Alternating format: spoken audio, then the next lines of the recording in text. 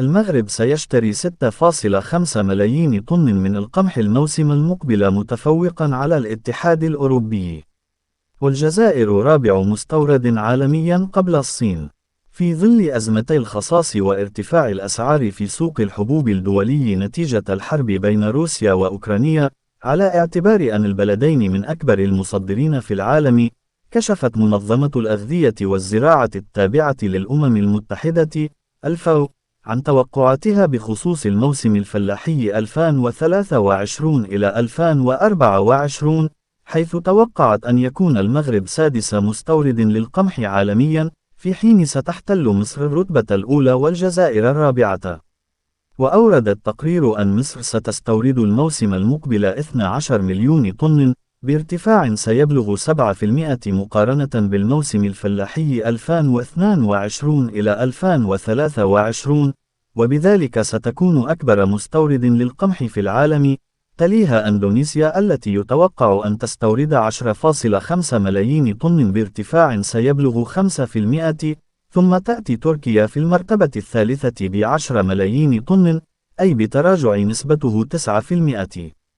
وتحتل الجزائر الرتبة الرابعة عالميا في حجم استيراد القمح ب9 ملايين طن، رافعة حصتها ب8%، وهي بذلك تتفوق على الصين التي ستستورد 7 ملايين طن، أي أكبر بنسبة 39% مقارنة بالموسم الحالي، في حين يحتل المغرب الرتبة الخامسة بتوقعات استيراد تصل إلى 6.5 ملايين طن، وهي نفسها المستوردة هذا العام.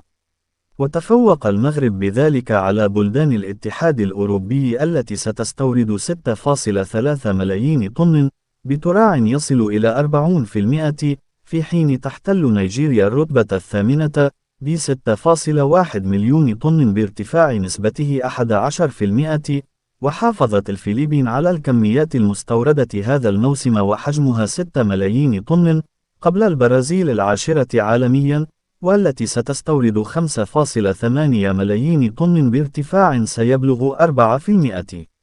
وفي أواخر مارس الماضي قالت الحكومة المغربية، على لسان الناطق باسمها، الوزير المنتدب المكلف بالعلاقات مع البرلمان، مصطفى بيتاس، إن المغرب خصص سنة 2022 ما مجموعه 9.3 مليارات درهم لدعم أسعار الحبوب من خلال صندوق المقاصة، في حين قفزت الواردات من 46.6 مليون قنطار سنة 2021 إلى 60 مليون قنطار السنة الماضية.